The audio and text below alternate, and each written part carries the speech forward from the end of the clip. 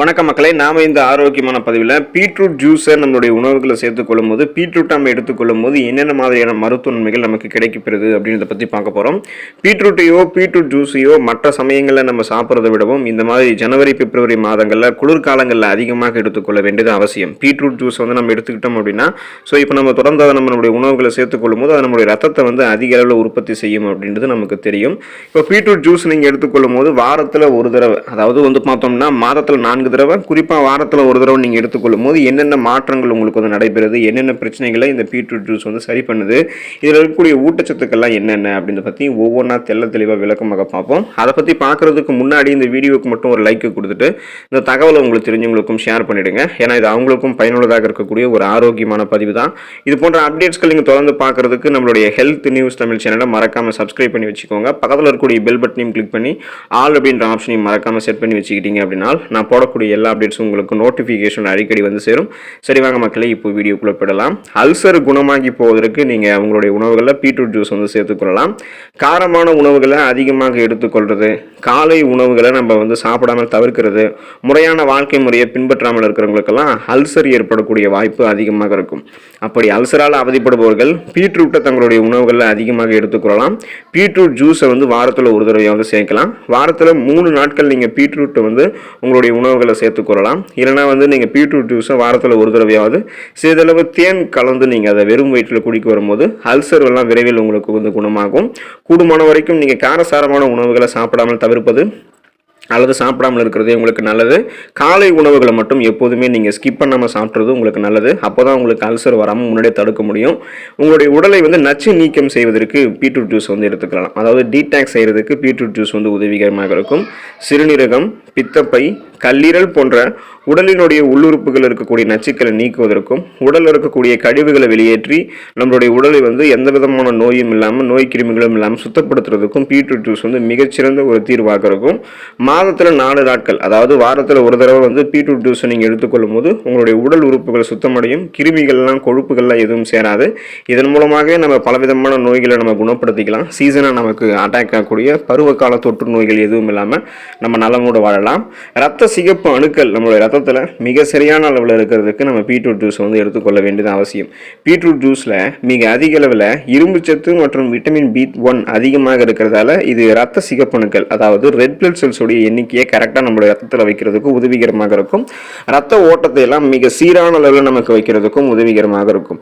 Beetroot ஜூஸில் சிறிதளவு நீங்கள் எலுமிச்சை ஜூஸ் வந்து கலந்து வாரத்தில் ஒரு தடவை குடிக்கும் போது அதுக்கான டேஸ்ட்டும் உங்களுக்கு வந்து அதிகரிக்க ஆரம்பிக்கும்.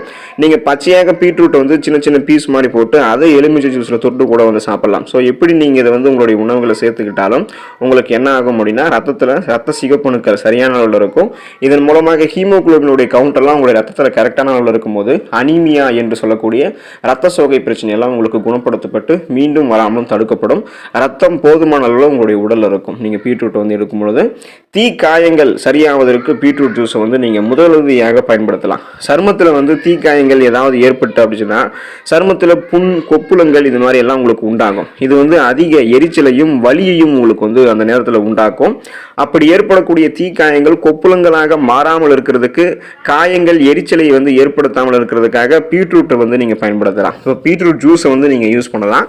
தீக்காயம்பட்ட இடங்களில் பீட்ரூட் ஜூஸை நீங்கள் தடவி வந்தீங்க அப்படின்னா அது காயம்பட்ட இடங்களில் இருக்கக்கூடிய கொப்புளங்கள் வந்து எதுவும் ஏற்படாமல் முன்னாடியே பாதுகாக்கிறதுக்கு உதவிகரமாக இருக்கும். அதுக்கப்புறம் நீங்கள் ஹாஸ்பிட்டல் போய் அந்த சிகிச்சைகளை மேற்கொள்ளும் போது சரி பண்ணிக்கலாம். ஸோ ஃபஸ்ட்டு அது வந்து கொப்புளங்களாகவும் எரிச்சலாகவும் மாறி உங்களுக்கு தொந்தரவு ஏற்படுத்தாமல், இன்ஃபெக்ஷன்ஸ் எதுவும், தொற்றுகள் எதுவும் ஏற்படாமல் இருக்கிறதுக்கு பீட்ரூட் ஜூஸை அந்த தீக்காயப்பட்ட இடத்துல அப்ளை பண்ணலாம். அலர்ஜி எதிர்ப்பு பண்புகள் உங்களுக்கு பீட்ரூட் ஜூஸை நீங்கள் எடுத்துக்கொள்ளும் போது கிடைக்கும். ஆன்டி இன்ஃப்ளமேட்டரி ப்ராப்பர்ட்டிஸை நீங்கள் வந்து பெறலாம். பீட்ரூட் ஜூஸில் பீட்டாலைன் என்னும் அலர்ஜி எதிர்ப்பு பண்புகள் அதிக அளவில் நிறைந்திருக்கிறதால நாள்பட்ட அலர்ஜி போன்றவற்றை தீர்ப்பதற்கு இது உதவிகரமாக இருக்கும். குறிப்பாக சிறுநீரகத்தில் உண்டாகக்கூடிய அலர்ஜியை போக்குவதற்கு பீட்ரூட் ஜூஸ் வந்து உதவிகரமாக இருக்கும்.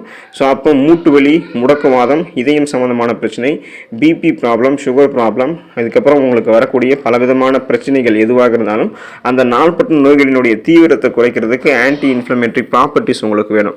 அந்த அலர்ஜிக்கு எதிரான பண்புகள் வந்து பீட்ரூட் ஜூஸில் இருக்கக்கூடிய பீட்டாலைனால உங்களுக்கு கிடைக்கும். பலவிதமான நோய்களை எதிர்த்து போராடி அந்த நோய்களை வந்து நீங்கள் குணப்படுத்திக்கலாம். மீண்டும் வராமலும் தடுத்துக்கொள்ளலாம். ஜீரண சக்தி உங்களுக்கு வந்து அதிகரித்து செரிமான மண்டலம் உங்களுடைய வேலையை மிக சிறப்பாக செய்கிறதுக்கு நீங்கள் பீட்ரூட் ஜூஸ் வந்து எடுத்துக்கொள்ளலாம். நீரில் கரையக்கூடிய ஃபைபர் என்று சொல்லக்கூடிய நார் சத்துக்கள் பீட்ரூட் ஜூஸில் மிக அதிக அளவில் இருக்கிறதால ஜீரண சக்தியை அதிகரிக்கிறதுக்கு பீட்ரூட் ஜூஸ் வந்து உதவிகரமாக இருக்கும். வளர்சிதை மாற்றம் மெட்டபாலிசத்தை வந்து அதிகரிக்கிறதுக்கும் பீட்ரூட் ஜூஸ் வந்து உதவி செய்யும். பெருங்குடல் நீரை அதிகமாக உறிஞ்சாமல் பார்த்துக்கிட்டு பெருங்குடலை எப்போதுமே சுத்தமாக வைக்கிறதால சீரற்ற குடல் இயக்கம், வயிற்று உபுசம், வாயு பிரச்சனை, மலச்சிக்கல், செரிமானம் சார்ந்த பிரச்சனை என எதுவுமே இல்லாமல் நீங்கள் நலமோடு இருக்கலாம். இப்போ என்னதான் பீட்ரூட் ஜூஸ் நம்ம எடுத்துக்கொள்ளும் போது நிறைய மருத்துவ நன்மைகள் நமக்கு வந்து கிடைத்தாலும் ஒரு சில தீமைகளும் நமக்கு வந்து கிடைக்க ஆரம்பிக்குது. அதெல்லாம் எப்போ கிடைக்கும் அப்படின்னா பீட்ரூட்டை நீங்கள் அளவுக்கு அதிகமாக உங்களுடைய உணவுகளை சேர்த்துக்கொள்ளும் போதோ அல்லது பீட்ரூட் ஜூஸை வந்து அளவு தெரியாமல் அளவுக்கு அதிகமாக எடுத்துக்கொள்ளும் போதோ உங்களுக்கு கிடைக்கும். பீட்ரூட் வந்து நீங்கள் அதிகமாக சாப்பிடும்போது மூச்சுக்குழாய் அலர்ச்சி போன்ற பிரச்சனைகள்லாம் உண்டாகுவதற்கு வாய்ப்பு இருக்கிறதால நீங்கள் அளவோடு தான் சாப்பிடணும். பீட்ரூட்டில் ஆக்சலேட்டுகள் அதிகமாக இருக்கிறதால மற்ற உணவுகள் இருக்கக்கூடிய கால்சியத்தை உங்களுடைய உடல் உறிஞ்சுவதற்கு சற்று சிரமம் உண்டாகும். அதனால் அது சிறுநீரக கற்களை அதிகரிக்கிறதுக்கான பாசிபிலிட்டிஸ் உங்களுக்கு உண்டு பண்ணும். எனவே பீட்ரூட்டையும் பீட்ரூட் ஜூஸையும் நீங்கள் அளவோடு எடுத்துக்கணும். இல்லைனா கிட்னி ஸ்டோன்ஸ் உங்களுக்கு வரதுக்கு வாய்ப்பு இருக்குது. பீட்ரூட்டில் நைட்ரேட்டுகள் அதிக அளவில் இருக்கிறதால அதிகமாக அந்த பீட்ரூட்டையும் பீட்ரூட் ஜூஸையும் நீங்கள் எடுத்துக்கொள்ளும் போது வயிற்று வலி உங்களுக்கு வந்து உண்டாக வாய்ப்பு இருக்குது. அதனால் நீங்கள் பீட்ரூட்டையும் பீட்ரூட் ஜூஸையும் அளவோடு தான் இருந்து எடுத்துக்கொள்ள வேண்டியது அவசியம். தொடர்ந்து பீட்ரூட் ஜூஸை சாப்பிட்டு பீட்ரூட்டையும் எடுத்துக்கொண்டு அதில் இருக்கக்கூடிய மருத்துவன்மைகளை பெற்று நலமோடு வாழுங்க. அடுத்த ஆரோக்கியமான பதிவில் மறக்காமல் சந்திப்போம். நன்றி மக்களே.